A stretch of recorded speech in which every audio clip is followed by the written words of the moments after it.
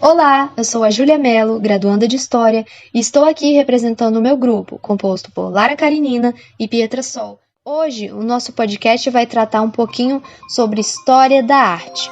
Mas primeiro, precisamos entender o que é arte e como ela se manifesta. O termo arte vem do latim ars, que significa técnica ou habilidade.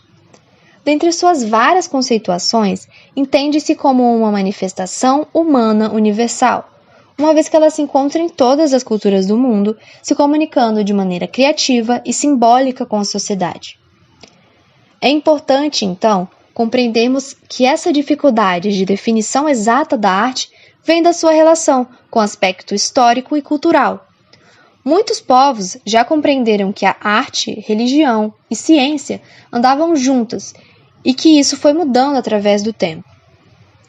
Entendido então que a arte é um reflexo do ser humano e representa sua condição social, partimos então para a história da arte. De forma geral, a história da arte estuda as movimentações artísticas, suas modificações na valorização estética, seus artistas e obras de arte, ou seja, todo o seu universo. Para se estudar a arte, deve-se partir da época analisada, sua política, sociedade e religião.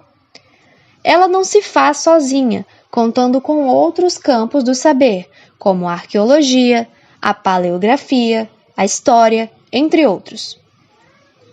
O estudo da arte nos permite saber diversos aspectos da nossa cultura, através do tempo e espaço, e também as suas variações de funções. Assim como a definição, as funções são diversas, como melhor compreensão do mundo, vida e cultura dos nossos antepassados, além de um sentimento catártico. É importante frisarmos também que se manifesta de variadas formas, como por exemplo, na dança, música, artes visuais, plásticas, pinturas, esculturas, literatura, arquitetura, entre muitas outras. Bom, já nos focamos muito nos conceitos e funções da arte. Falemos agora sobre as suas manifestações ao longo do tempo e da história. Focaremos aqui principalmente na representação artística que se desenvolveu no período da Idade Moderna. Contudo, será necessário tratar de características anteriores. A mais remota arte registrada por historiadores é a arte rupestre, desenvolvida na pré-história. Realizada nas paredes das cavernas com pigmentos e sementes, retratavam a vida e o ambiente, com as mãos em negativo sendo uma forte representação dessa arte. Agora, para podermos compreender a arte na Idade Moderna, precisamos abordar o período da Antiguidade, pois veremos como esse momento histórico influenciou nossos artistas futuramente. Através dos nossos anos escolares, das mídias e das propagandas de TV, assim como aspectos do nosso dia a dia, conhecemos as grandes civilizações do passado, como a egípcia, romana e grega. Período que contempla 4000 a.C. e 476 d.C., a Antiguidade é um momento de grande inovação para o homem, com o desenvolvimento da escrita, formas de governo, trocas comerciais e culturais e, obviamente, sua representação artística. A arte grega é antropocêntrica, ou seja, tem o ser humano como centro. Os artistas buscavam, assim, retratar a sua beleza, destacando a perfeição de suas formas. Com um cunho racionalista, eles buscavam tratar a beleza, unidade e harmonia. Durante a Idade Média, esses valores greco-romanos foram se transformando, adotando uma mentalidade mais religiosa alinhada com o cristianismo. Chegamos então à Idade Moderna, foco desse podcast.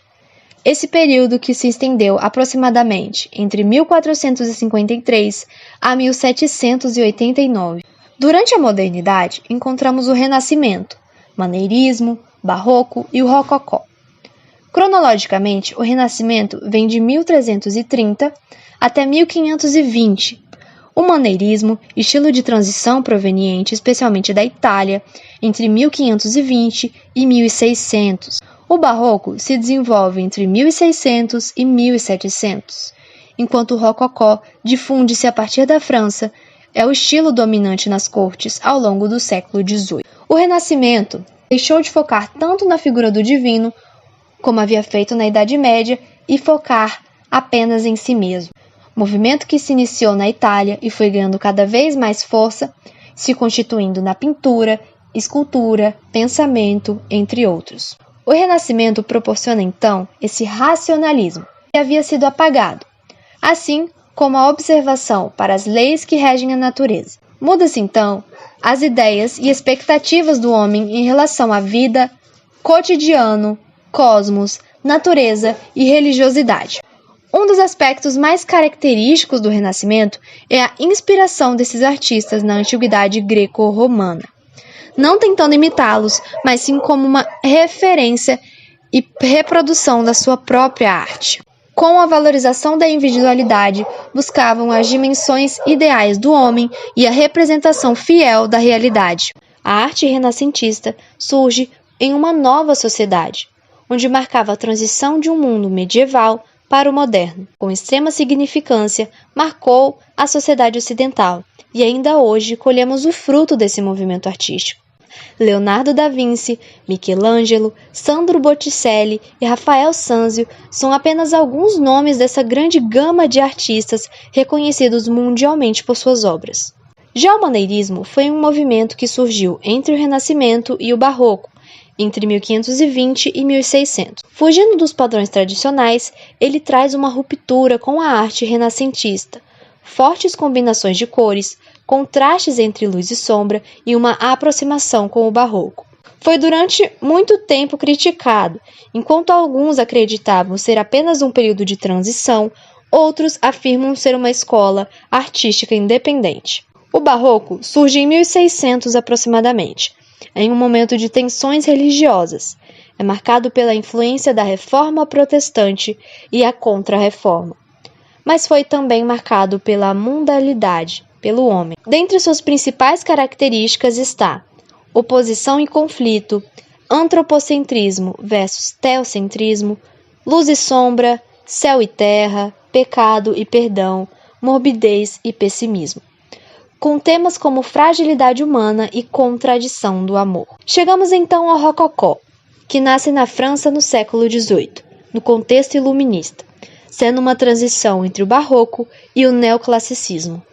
É um movimento aristocrático, hedonista, com temas leves e claros, com uma delicadeza e cores suaves, decorativo e com um culto à beleza, pautada na simplicidade e prazer.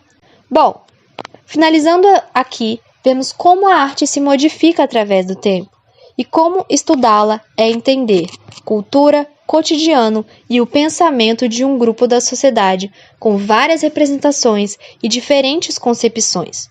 Vimos a passagem de diferentes movimentos, em específico, ocorridos na Idade Moderna.